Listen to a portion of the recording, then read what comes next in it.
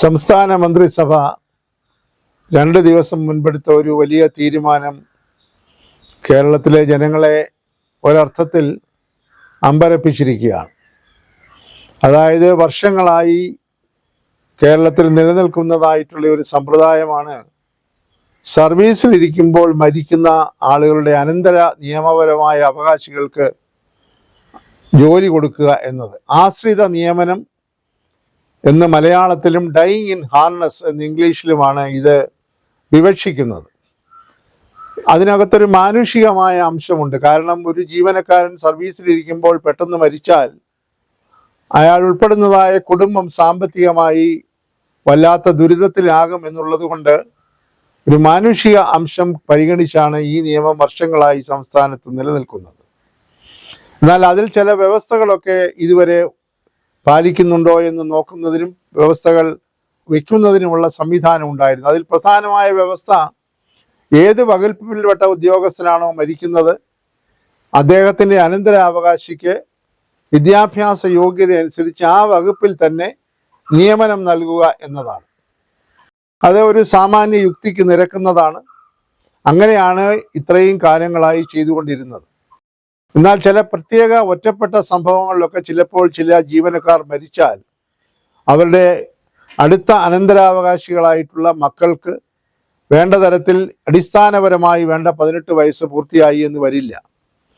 ആ മരിച്ചുപോയ ജീവനക്കാരൻ്റെ ഭാര്യയ്ക്കോ ഭർത്താവിനോ ജോലി ചെയ്യാൻ കഴിയത്തക്ക ഒരുപക്ഷെ വിദ്യാഭ്യാസ യോഗ്യതയോ അല്ലെങ്കിൽ മാനസിക അവസ്ഥയോ ഉണ്ടായി എന്ന് വരില്ല. അങ്ങനെ വരുമ്പോൾ സ്വാഭാവികമായും മക്കൾക്കാണ് ഈ അവസരം ലഭിക്കുക. മക്കളപ്പോൾ 18 വയസ്സ് പൂർത്തിയായില്ലെങ്കിൽ അവരെയും നിയമിക്കാനായി സാധ്യമല്ല.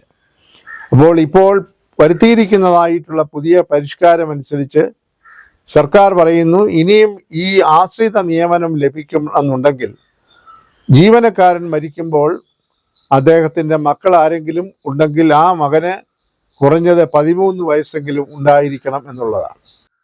അങ്ങനെ പറയുമ്പോൾ അതിനകത്തെ പ്രധാനപ്പെട്ട ഒരു സംഗതി, 13 വയസ്സുള്ള ഒരു മകൻ അദ്ദേഹത്തിൻ്റെ മാതാവോ പിതാവോ ജോലിയിലിരിക്കുമ്പോൾ മരിച്ചാൽ ഏതാണ്ട് 5 വർഷം കാത്തിരിക്കേണ്ട ഒരു സാഹചര്യം ഉണ്ടാകും. അത് നിവർത്തിയില്ല. കാരണം 13 വയസ്സിൽ ഒരാളിനെ ഉദ്യോഗത്തിൽ പ്രവേശിപ്പിക്കാൻ സാധ്യമല്ല. നേരത്തെ പറഞ്ഞതുപോലെ അനന്തരാവകാശി മക്കളാണ് എന്നുണ്ടെങ്കിൽ ഭാര്യ മരിക്കുമ്പോൾ ഭർത്താവിന് ജോലി ചെയ്യാൻ കഴിയുന്ന സാഹചര്യം ഇല്ലെങ്കിൽ, മറിച്ചാണെങ്കിൽ ഈ കുട്ടി പ്രായമാകുന്നവരെ കാത്തിരുന്നേ മതിയാവുകയുള്ളൂ. അപ്പോൾ അവിടെ ആ ഒരു വ്യവസ്ഥ വെച്ചിരിക്കുന്നത് സ്വാഭാവികമായി ഒരളവ് വരെ ന്യായീകരിക്കാം എന്ന് പറയാമെങ്കിലും പ്രായോഗികമായ ധാരാളം ബുദ്ധിമുട്ടുകൾ ഈ വിഷയത്തിൽ ഉണ്ടാകുമെന്ന ആശങ്കയാണ് ഇപ്പോൾ സർവീസ് സംഘടനകൾ തന്നെ മുന്നോട്ട് വച്ചിരിക്കുന്നത്. അപ്പോൾ അതിന് തക്കതായ ഒരു പരിഹാരം എങ്ങനെ കണ്ടെത്താമെന്നുള്ളത് ഗവൺമെൻറ് ഗൗരവമായി ആലോചിക്കേണ്ട സമയമായിരിക്കുന്നു. രണ്ടാമത്തെ ഏറ്റവും വലിയ ഒരു മാറ്റം അല്ലെങ്കിൽ ഒരു ഭേദഗതി എന്ന് പറയുന്നത്, എയ്ഡഡ് സ്ഥാപനങ്ങളിൽ ഈ അവകാശം ജീവനക്കാർക്കുണ്ടായിരിക്കുകയില്ല എന്നതാണ്. നമുക്കറിയാം, കേരളത്തെ പോലെയുള്ള ഒരു സംസ്ഥാനത്ത് വിദ്യാഭ്യാസ മേഖലയിൽ ബഹുഭൂരിപക്ഷവും എയ്ഡഡ് സ്ഥാപനങ്ങളാണ്. എയ്ഡഡ് സ്കൂളുകളുണ്ട്, എയ്ഡഡ് കോളേജുകളുണ്ട്. അവിടുത്തെ ജീവനക്കാർക്ക് മുഴുവൻ ശമ്പളം കൊടുക്കുന്നത് സർക്കാർ ഖജനാവിൽ നിന്നാണ്. എന്നാൽ അതിൻ്റെ വൈരുദ്ധ്യം എന്ന് പറയുന്നത് അവിടെ നിയമനം മുഴുവൻ നടത്തുന്നത് മാനേജർമാരാണ്. ഇത് 1974 ബഹുമാനപ്പെട്ട സി അച്യുതമേനോൻ മുഖ്യമന്ത്രിയായിരുന്നപ്പോൾ കൊണ്ടുവന്ന ഒരു പരിഷ്കാരത്തിലൂടെയാണ് സ്വകാര്യ കോളേജുകളിലെ അധ്യാപകർക്ക് സർക്കാർ ഖജനാവിൽ നിന്ന് ശമ്പളം കൊടുക്കേണ്ടി വന്നത്. 1974 വരെ മാനേജർമാരായിരുന്നു അവർ നിയമിക്കുന്ന അധ്യാപകർക്കും അനധ്യാപകർക്കും ശമ്പളം കൊടുത്തിരുന്നത്. അവർ ഫീസ് പിരിക്കും. ആ ഫീസിൽ നിന്ന് അടിസ്ഥാന ആവശ്യങ്ങൾക്കുള്ള ചെലവുകൾ കഴിഞ്ഞുള്ള തുക ശമ്പളമായി ജീവനക്കാർക്ക് വീതിച്ചു കൊടുക്കുന്ന ഒരു സമ്പ്രദായം നിലവിലിരുന്നപ്പോൾ സർക്കാർ കോളേജുകളിലും സർക്കാർ സ്കൂളുകളിലും ജോലി ചെയ്യുന്ന PSCയിൽ കൂടെ നിയമനം ലഭിച്ചവർക്ക് ലഭിക്കുന്നതിനേക്കാൾ പ്രതിഫലം കുറവാണ് എന്ന് കണ്ട് ഈ സ്വകാര്യ മേഖലയിലെ ജീവനക്കാർ ശക്തമായി ശബ്ദമുയർത്തി. സ്വാഭാവികമായി മാനേജർമാരും ഒരു അവസരത്തിന് വേണ്ടി കാത്തിരിക്കുകയായിരുന്നു ഈ സാമ്പത്തിക ഭാരം എങ്ങനെയെങ്കിലും സർക്കാരിൻ്റെ തലയിൽ അടിച്ചേൽപ്പിക്കാൻ. അപ്പോൾ പ്രത്യേകമായ ഒരു രാഷ്ട്രീയ സാഹചര്യത്തിൽ മാനേജ്മെൻറ്റുകളുടെ സമ്മർദ്ദത്തെ അതിജീവിക്കാൻ കഴിയാതെ വളരെ ഭേദപ്പെട്ട ഭരണം കാഴ്ചവെച്ച സി അച്യുതമേനോന് പോലും സർക്കാരിൻ്റെ ഖജനാവിൽ നിന്ന് സ്വകാര്യ സ്ഥാപനങ്ങളിലെ വിദ്യാഭ്യാസ സ്ഥാപനങ്ങളിലെ ജീവനക്കാർക്ക് ശമ്പളം കൊടുക്കാനുള്ള ഉടമ്പടി ഉണ്ടാക്കി. അതിന് നാമമാത്രമായി ചില സർക്കാർ നിയന്ത്രണം കൊണ്ടുവന്നെങ്കിലും നിയമന അധികാരി ഇപ്പോഴും മാനേജർ തന്നെയാണ്. ചുരുക്കത്തിൽ മാനേജർമാർ ഒരു ഭാഗത്ത് നിയമനം നടത്തുന്നു, അവർക്ക് ഇഷ്ടമുള്ള ആളെ നിയമിക്കുന്നു, അടിസ്ഥാന യോഗ്യതകൾ മാത്രം സർക്കാരും UGCയും കോളേജുകളിൽ നിർദ്ദേശിക്കുന്നു, സ്കൂളുകളിലാണെങ്കിൽ വിദ്യാഭ്യാസ വകുപ്പ് നിർദ്ദേശിക്കുന്നു. അതുള്ള ആളുകളെ നിയമിച്ചു കഴിഞ്ഞാൽ മാനേജ്മെന്റിന്റെ ഉത്തരവാദിത്തം അവിടെ അവസാനിച്ചു. അവർക്ക് മുഴുവൻ ശമ്പളവും ആനുകൂല്യങ്ങളും കൊടുക്കേണ്ടത് സർക്കാരാണ്. ഇതിനകത്തെ ഒരു ധാർമ്മിക പ്രശ്നമുണ്ട്, ഒരു നീതിയുടെ പ്രശ്നമുണ്ട്.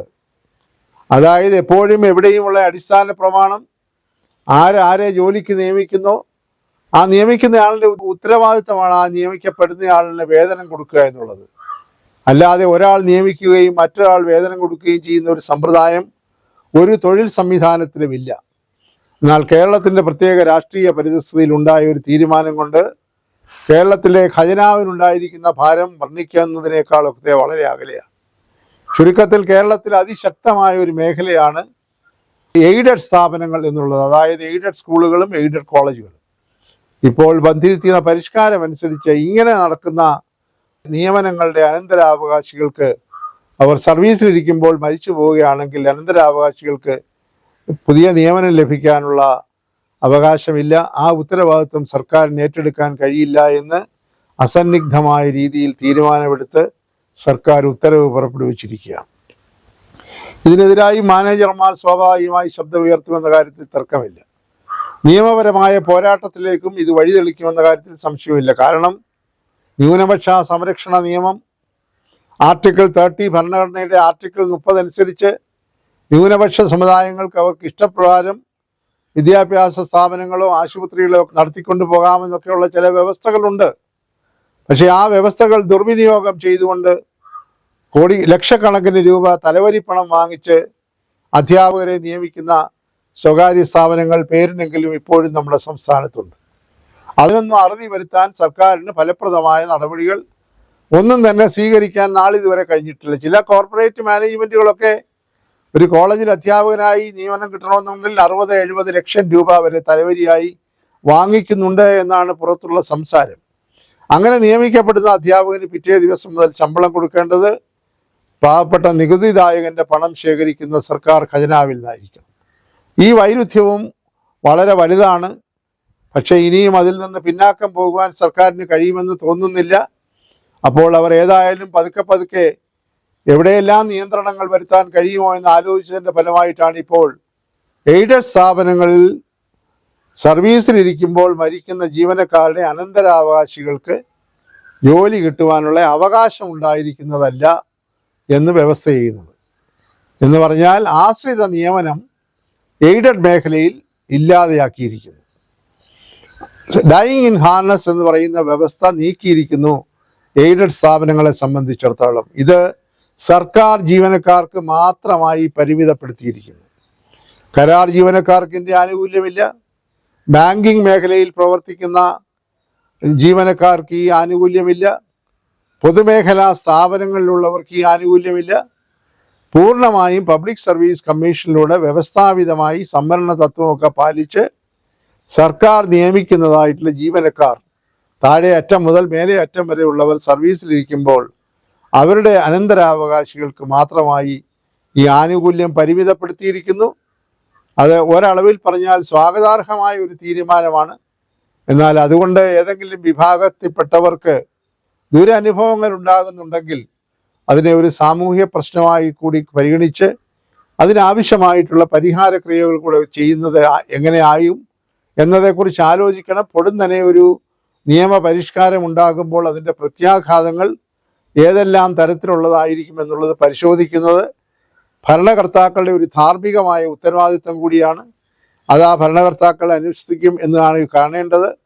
എന്തായാലും ഈ എയ്ഡഡ് സെക്ടറിലുള്ള ആളുകൾക്ക് ഇത് നിഷേധിച്ചത് ഒരുപക്ഷെ ഒരു നിയമ പോരാട്ടത്തിന് തന്നെ വഴി തെളിച്ചാൽ അതിലും അത്ഭുതപ്പെടേണ്ടതില്ല എന്നാണ് ഈ വിഷയത്തിൽ ഇപ്പോൾ നാം കാണേണ്ടത്.